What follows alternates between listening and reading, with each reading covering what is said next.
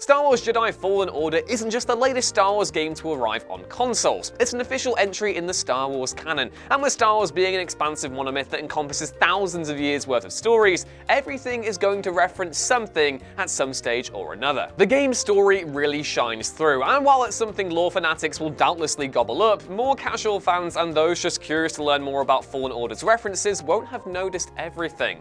There are plenty of blink and you'll miss it nods to the wider franchise, so let's explain them. I'm Ewan, this is WhatCulture Gaming, and here are 17 Easter eggs and references explained with Jedi Fallen Order. Oh, and major spoilers ahead, obviously. Number 17. Some Mantis color schemes reference classic Star Wars ships. Anyway, just as Fallen Order possesses an inordinate amount of ponchos to outfit protagonist Cal Kestis with, it also comes with a few paint jobs for the Mantis. Some actually reference classic Star Wars ships like the Y-Wings of Gold Squadron, Boba Fett's Slave One, and Han Solo's iconic Millennium Falcon. There are probably others that I've missed, but there are plenty there and they're all lovingly recreated. Oh, and before we move on, make sure you pick up the boggling stowaway once you unlock Force Push. There's a stairway to the right of the Mantis on Bogano. Just head down to adopt your own porg rabbit cat hybrid. Number 16. Lightsaber materials reference actual canon. By far one of the best things about Fallen Order is the lightsaber customization. It's the most in-depth we've ever seen in a Star Wars game to date, with players being given access to a menagerie of kyber crystals, emitters, switches, sleeves, and materials to craft their own weapon. Unsurprisingly, many of the metals and materials referenced in the game are actual canon metals featured in other Star Wars stories. The most noticeable inclusion is Hazian Smelt, a rare form of gold that Paige and Rose Tico's medallions were made of in The Last Jedi.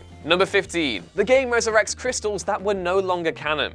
Respawn made a lot of hardcore Star Wars fans very happy when they announced that the orange lightsaber, a color that was erased from continuity when Disney rebooted the expanded universe in 2012, would be available in the game. It's locked behind a pre-order bonus, unfortunately, but it looks fantastic, and it's one of a couple of lightsaber colors the studio brought back into canon with Fallen Order's release. Joining orange as a returning blade are magenta, previously used by Mara Jade in Legends continuity, indigo, and my personal favorite, cyan. They all look tremendous, and in supplying more kinds of kyber crystals to the new continuity, Respawn have brought back one of the most beloved elements of the old canon. Number 14. The split-part lightsaber. Fallen Order also introduces the split-part lightsaber once Cal completes his quest on Ilum, and while you can't wield two separate sabers as a default stance, they're still pretty cool. Interestingly, they're not a new addition to the canon either. Asajj Ventress also wielded a split-part lightsaber during the Clone Wars, putting Cal in infamous company as another user of the weapon. Number 13. Dathomir and the Nightsisters explained. Clone Wars fans let out a mighty cry of joy when it became clear that Dathomir would have a part to play in Fallen Order, and they weren't left disappointed. The game really delves deep into the lore of the Nightsisters and Night Brothers, and references the events of the Clone Wars in showcasing how Merrin became the Coven's sole survivor after General Grievous's massacre. So why is Dathomir so important? Well, it's where Darth Maul was raised first of all, and the planet played a major role during the Clone Wars, where Count Dooku betrayed his apprentice, Asajj Ventress, after Darth Sidious suspected a plot against him. Ventress then resolves to take revenge against her former master, and seeing as how she herself was a Night Sister by birth, she recruits the help of the Coven to enact her plot, which of course fails. In retaliation, and after reuniting Savage with Darth Maul, General Grievous leads a droid assault on the Night Sisters, massacring all of them save Ventress, who relocates to Coruscant to become a bounty hunter. This event proves pivotal in Fallen Order's story, as Merrin is the only surviving Night Sister, and Grievous's massacre leads her to believe that it was the Jedi who murdered her sisters.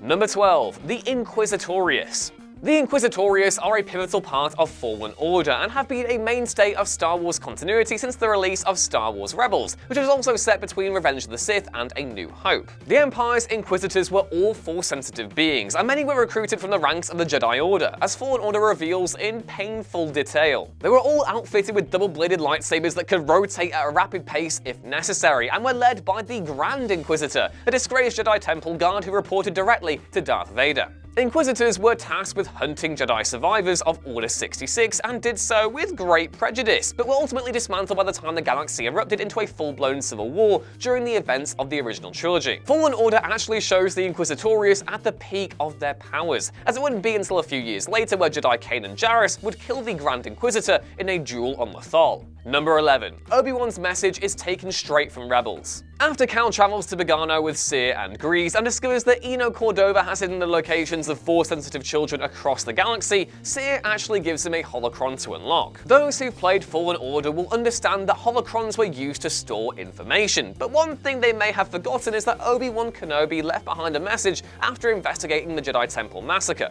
warning other Jedi to go into hiding and that it too was stored in a holocron. Said message gets played back in Fallen Order, but it's actually a reference to both Episode 3 and Rebels.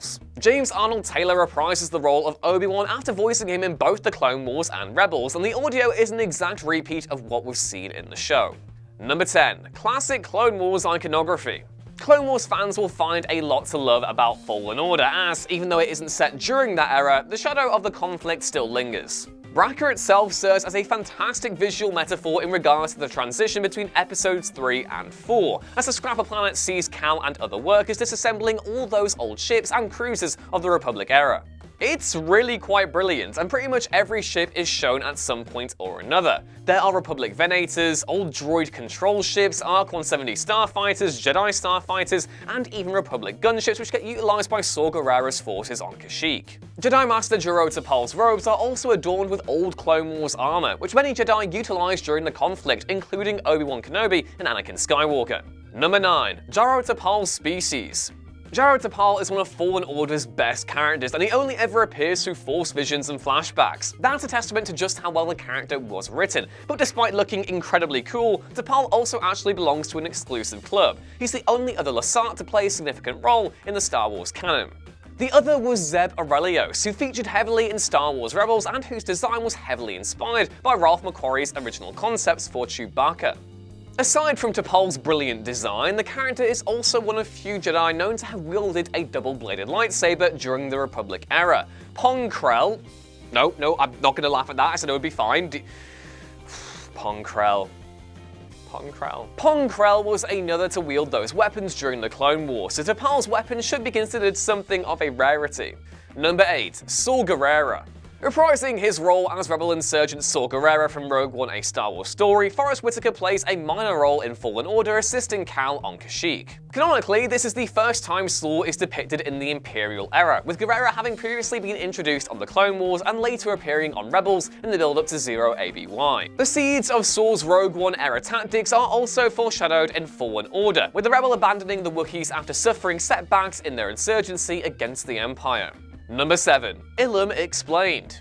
Kept under wraps before release, Fallen Order whisks players away to the ice planet of Ilum towards the end of the game, as Cal is forced to build a new lightsaber after his was destroyed in a Force vision on Dathomir. As the game reveals, Ilum is a planet of historic importance to the Jedi Order. Kyber crystals naturally occur in the planet's surface, and it's where all Jedi go to find their own. Crystals actually change color based on the user, and that allowed Respawn to give players new options when reconstructing their own blade. There are 8 options to choose from, which is great in itself, but Clone Wars fans in particular will enjoy Cal's recollections of the temple before and after his pilgrimage. He reveals how he traveled there with Yoda as a young Padawan, echoing another episode from the animated series called The Gathering.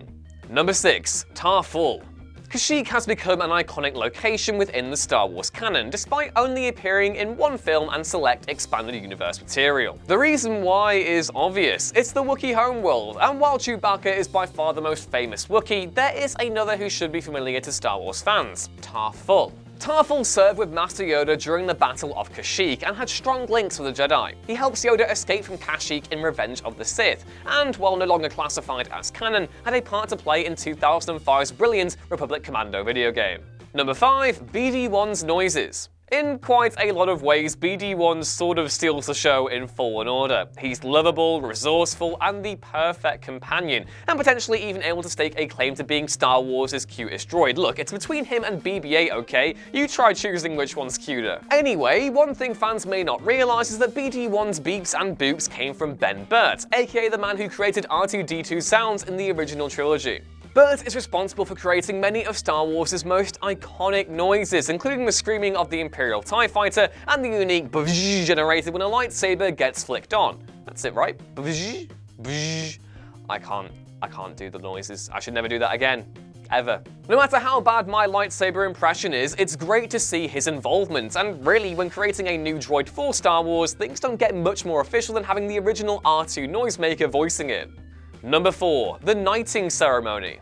Fallen Order accomplishes a lot of firsts for Star Wars. It's the first single-player Star Wars game of the current console generation, the first canon title to flesh out the gap between episodes 3 and 4, and the first to obviously introduce a truckload more characters and lore to the franchise's mythology. Something that players may not have realized, however, is that the game is also the first piece of Star Wars media to showcase a Jedi being genuinely knighted in the new continuity. The old 2003 Clone Wars had shown Anakin's knighthood, but this is the first occasion where the ceremony, albeit unofficial, has been depicted in the present canon.